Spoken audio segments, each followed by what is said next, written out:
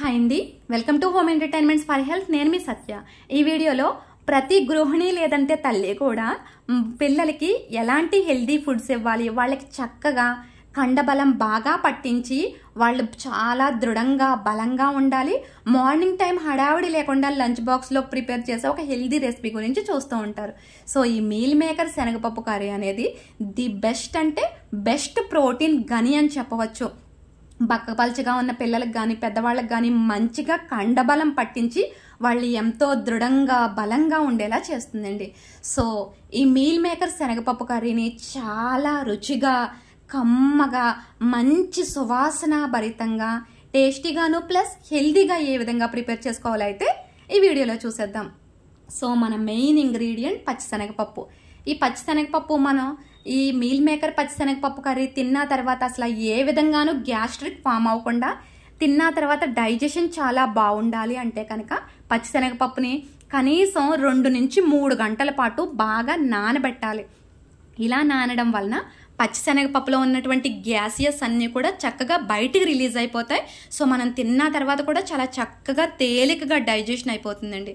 So ఒక 2-3 సార్లు బాగా వాష్ చేసి ప్రెషర్ కుక్కర్లో అయితే కనుక సరిపడినంత వాటర్ వేసుకుని ఒక 2-3 విజిల్స్ పెట్టుకుంటే చక్కగా ఉడికిపోతుందండి. సో ఈలోగానే మీల్ మేకర్ని మరిగే నీటిలో 10 నిమిషాల పాటు అలా విడిచిపెట్టేసి చల్లారనివ్వండి. సో మనకి మీల్ మేకర్ శనగపప్పు కర్రీ మంచి అరోమాతో ఉండాలి. ముఖ్యంగా నాన్ వెజ్ కర్రీకి ధీటుగా పోటీగా ఉండాలి అంటే కనుక ఈ మసాలా ఇంగ్రీడియంట్స్ అన్నిటిని మిక్సీ జార్లో తీసుకుని సరిపడినన్ని ఎండుమిర్చులు కూడా వేసేసుకుని చక్కని మసాలా ముద్దను అయితే రెడీ చేసుకుని పక్కన పెట్టుకోండి. సో ఈలోగా అడుగు దలసరిగా ఉండే బాండీ పెట్టుకుని ఆనియన్స్ని 1 మీడియం సైజ్ పీసెస్ గాను, అలాగే బాగా సన్నగా చిన్నగాను 2 విధాలుగాను కట్ చేసి అవి అటు ఇటు వేగించుకుంటే సరిపోతాయండి. సో 10 నిమిషాల పాటు వాటర్లో ఉడికినటువంటి మీల్ మేకర్ని వాటర్ మొత్తం పిండేసి వేసేసి అందులోనే ఎండుమిర్చి వేసి ఆడి పెట్టుకున్నటువంటి మసాలా ముద్దను కూడా వేసేస్తే కనుక చాలా బాగుంటుందండి.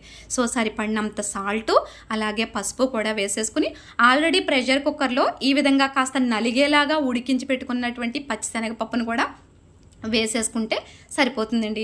మనకి ఇక్కడ వాటర్ కన్సిస్టెన్సీ అనేది ఏ విధంగా ఉండాలో కూడా నేనైతే చూపిస్తానండి.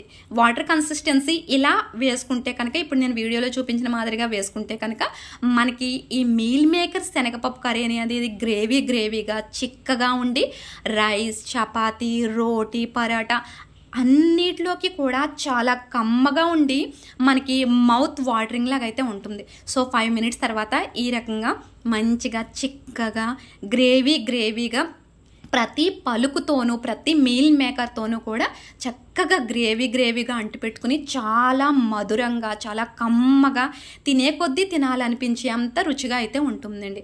సో అంతేకాకుండా వారానికి ఒక్కరోజు ఈ మీల్ మేకర్ శనగపప్పు కర్రీ ప్రిపేర్ చేసుకుని తిన్నప్పటికీ కూడా మన శరీరానికి అవసరమైనటువంటి ప్రోటీన్స్, విటమిన్స్, మినరల్స్ అన్నీ కూడా చాలా చక్కగా మన శరీరానికి అందుతాయండి.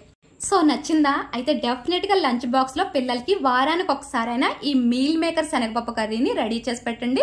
వీడియో నచ్చితే ప్లీజ్ లైక్ చేసుకోండి. అలాగే ఇలాంటి హెల్దీ ఇన్ఫర్మేషన్ని, హెల్దీ రెసిపీస్ని షేర్ చేస్తున్న మన home entertainment for health channel subscribe చేసుకోండి ప్లీజ్.